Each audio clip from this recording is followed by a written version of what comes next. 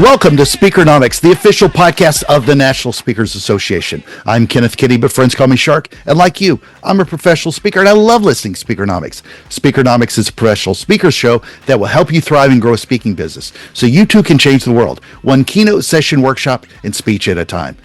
And on this episode, we welcome Christine Cashen. She's a CSP, a Hall of Famer, an award-winning author with an honorary doctorate, a mom who stalks her kids on Life 360, and I love that above all else, she's a survivor, a cancer survivor, in fact. Christine, or should I refer to you as Dr. Cashen, welcome to Speakernomics. How are you today?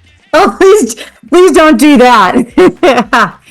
Well, now, to all my speaking friends, you got a great idea, a space you want to own. But if you're in a sea of sameness, does your intro pull the audience in and let them think about your uniqueness, or does it just put them to sleep with reading your bio?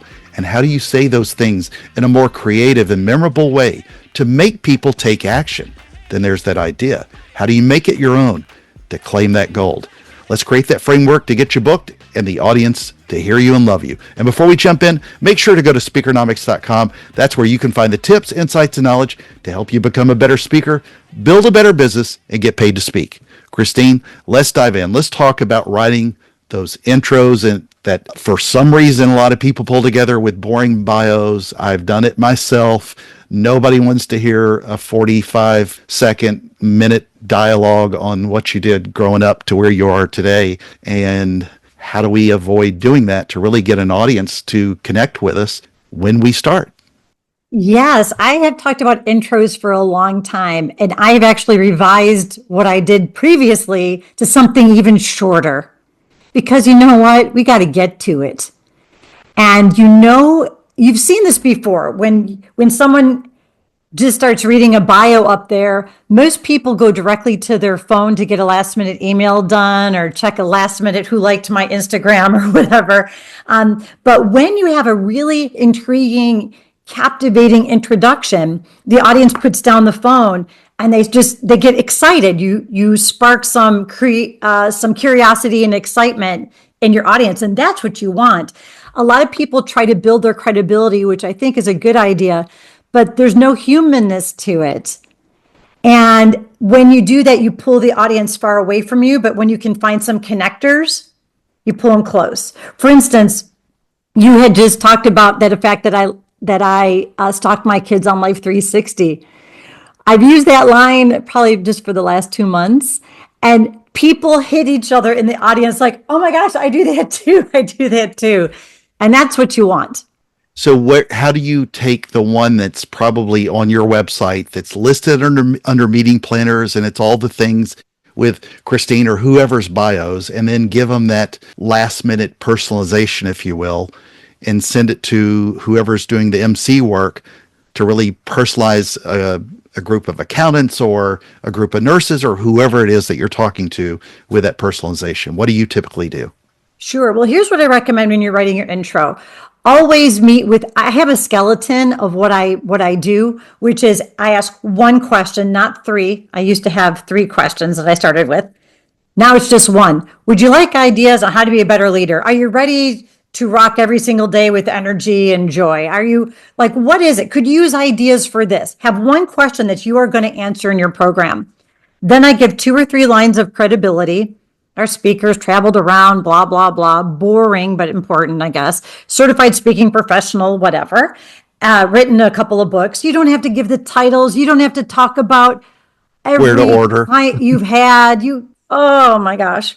Here's the QR code where they can order all those books during your intro. Exactly.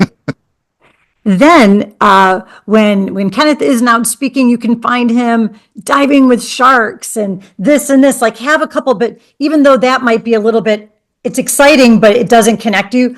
Chasing after his teenage son, spoiling rotten their 3 Dalmatian puppies. I don't know, something about maybe kids, dogs, a team rooting on his favorite team, the Dallas Cowboys. Right? So have a couple of things, whether it's a sports team, something, especially if you're in a certain city that has that sports team, right? Like you speak in Texas, you better mention those Cowboys. But I wouldn't mention it if I was in Denver. Unless you want the booze, right? So I spoke in Ohio, I'm from Michigan, and I'd say, born in a town without a stoplight in Michigan. And I can hear the audience like, "Ooh, but don't worry, Ohio people, she worked at Cedar Point." Right? So that's how the tailoring comes in. So I kind of have my ideas, and then please welcome from Dallas, Texas, Christine Cashen. Okay, I get right to it right after the personalized part. Now, if you're speaking to nurses, is there any connection to nurses? If you have, if I have a male-dominated audience, I might talk about myself being an average golfer. But if I have a totally female audience, I'll be like, she's, I might have something to do with what women would struggle with. So if you're speaking for a client that you really like their product, a big fan of this, I think there's ways to do that. You do that after the tailoring call. So you have your tailoring call, get all the scoop, and you tell them you ask them, who's introducing me? Let me send you an introduction. Not only do you send it, you bring a hard copy with you. And then when I get there, can I please meet who's introducing me? Because sometimes it's not the meeting planner, it's the president of the association or the sponsor. So make sure you meet them and say, hey, thank you so much for reading my intro like I wrote it. It really sets me up so perfectly. Do you have a copy? If not, I have one right here, just so they see that it's a different, because some people say they have your intro, but they actually have your bio. Talk to me then a little bit about the titles, because one of the things that I know a lot of speakers do, and I see this especially as they get new credentials, is a lot of the titles for speakers look the same. And we want to create something that helps us stand out. How do we go about doing that, and kind of set up what you mean by titles as well? Well, if you want to get booked, you got to get them hooked, right? So you've got to have a title that evoke some sort of like, ooh, I want more of this, but not so out there that they don't know what the heck you're talking about. So it's kind of like you need to hook them, and then you need to tell them in the subtitle. Right? So you have, what's yours? The Chief Hammerhead Shark Officer has been mine for a long time, because it's a C-level title that nobody has a clue what it means, but they sort of get what it means. What is it called? Chief Shark Officer. I've been saying it for years. Officer. And then I would have a semicolon, and then I would have, a colon, and then lessons learned, in the deep waters or something like that. Lesson learned for C-suite executives. So you got to have that. What is yours? Oh boy, I change them around a lot. Right now I have how to stay inspired when you're so darn tired. I've done stop global whining. But some people are like, are you calling our people whiners? So I got a little pushback on that. It could be a phrase. It could be, I've got a good example. I was at an event in Pennsylvania, and a speaking chapter, and they were talking about, there was a woman there who talked about time management. It was like secrets of time management. Like, if you look at the titles, you guys, we're all the same. We're so similar. How can meeting planners even, it's nothing to get excited about. So she had something about time management. And I was looking at her website, and she had something that I loved. Please don't steal this, time management people. It was how to dominate your day. It was just like a line in there. I was like, oh my gosh, dominate your day. That is the perfect thing. And then in the subtitle, we had, time management skills to make your life better and easier, or something like that. But it was so good like that. When you say your title to somebody, if they don't ooh, you got to do something different. Talk about how people should go about doing that and claiming that space, that real estate that they want to live in, if they want to speak and get booked all the time. When I talk about naming it and claiming it, I'm talking about giving people whatever your tip or idea is in your program to help people. Don't just call it, writing your goals. Make a fun, snappy title, name it and claim it that you have created. For an example, everyone talks about, put down your phone, be present. Well, maybe you could name it and claim it. I call it wean from the screen, right? Something that's memorable, something that's catchy, something that people can remember and recall later. And then once you name it and claim it, you have that snappy thing that you want them to do. Then actually give them a tactical thing to do.